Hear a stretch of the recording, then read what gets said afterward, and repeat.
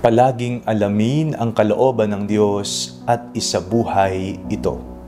Ako po si Father Fiel Pareha at ito po ang ating segment, ang Daily Devotion, na kung saan tayo po ay magdarasal, magbabasa at magninilay kasama ng salita ng Diyos sa buong taon. Manalangin tayo. Sa ngalan ng Ama, ng Anak at ng Espiritu Santo. Amen.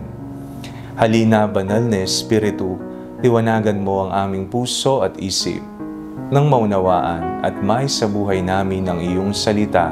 Amen. Our Bible passage for today is from the Gospel of St. Luke chapter 13, verses 41 to 48, and I read it for you.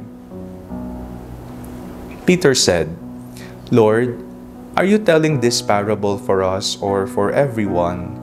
And the Lord said, "Who then is the faithful and prudent manager whom his master will put in charge of his slaves to give them their allowance of food at the proper time? Blessed is that slave whom his master will find at work when he arrives. Truly I tell you, he will put that one in charge of all his possessions.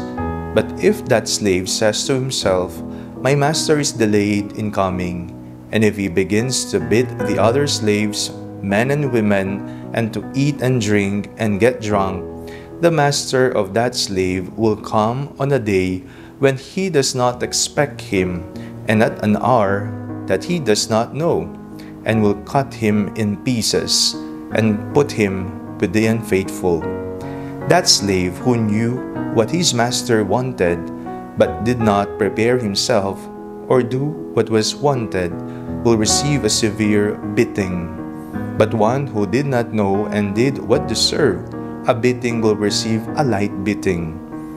From everyone to whom much has been given, much will be required, and from one to whom much has been entrusted, even more will be demanded." Isa po sa ating gagawin para sa pagdating ng Diyos, sa paghahari ng Diyos, sa paghatol ng Diyos sa atin sa darating na panahon, ay tayo ay kaawaan at maligtas sa Kanyang mahabaging paghatol ay ang pag-alam sa Kanyang banal na kalooban. Papaano natin malalaman ang kalooban ng Diyos? Maraming paraan para malaman natin ang kalooban ng Diyos. Nariyan ang Kaniyang salita, ang salitang nagbibigay buhay, ang salitang nagbibigay lakas sa atin, ang nagbibigay sa atin ng direksyon sa buhay.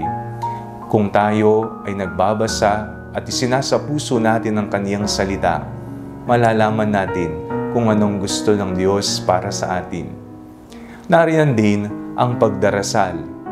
Ang pagdarasal ay ang ating komunikasyon at pakikipagtagpo kay Jesus sa pamamagitan ng paglalaan ng oras, sa pamamagitan ng pagbubukas ng ating mga puso, ng ating kalooban at kaluluwa sa Kanya. Nalalaman natin ang puso ng Diyos. At kapag alam natin ang puso ng Diyos, alam natin ang Kanyang gusto at nais para sa ating buhay. Nariyan din ang mga pang-araw-araw at ordinaryong karanasan sa buhay. Madalas, hindi natin pinapansin ang mga simpleng karanasan, ngunit nakakubli ang kalooban ng Diyos sa mga ito. Kung mayroon tayong matalas na paningin, kung uusisain natin, nasaan si Jesus? Nasaan ang kalooban niya sa ginawa ko ngayong araw na ito? Sa mga nangyayari sa nakalipas na linggo, malalaman natin ang Kanyang banal na kalooban. Ang pag-alam sa Kanyang banal na kalooban sa pamamagitan ng tatlong nabanggit ay ang ating gagawin ngayon na. Hindi bukas, hindi sa susunod na taon. Palagi nating alamin, ano kaya ang gustong mangyari ni Jesus sa akin habang ako'y malakas pa, habang ako'y nabubuhay pa, habang ako'y nakapagsasalita pa. At kapag nalaman mo na, gawin mo na ito. Isabuhay mo ang kalooban ng Diyos.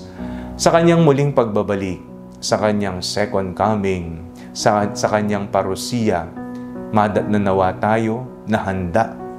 At dahil handa tayo, maibibigay natin, mailalatag natin ang ating buhay na sumunod sa Kanyang banal na kalooban. Manalangin tayo. Panginoong Hesus, wala pong ibang nais ang aming mga puso kung hindi ang tupdan ang iyong banal na kalooban. Amen. Sa ngalan ng Ama, ng Anak at ng Espiritu Santo. Amen. Huwag po ninyong kalimutang i-like ang video ito, mag-comment po kayo and share it with your family and friends. Ang Panalangin Bago Matulog ay may sariling Facebook page na po. Huwag niyo pong kakalimutang mag-like at mag-follow dito, and do not forget to subscribe to our YouTube channel. I-click niyo lamang po ang link na nasa description ng video ito, o kaya naman po just search Father Fiel Pareha. At kung nais niyo pong maging updated sa ating pagpapahayag, you can join our broadcast channel dito po sa ating Facebook page, o kaya naman po sa ating bulletin board sa TikTok app. God bless you po.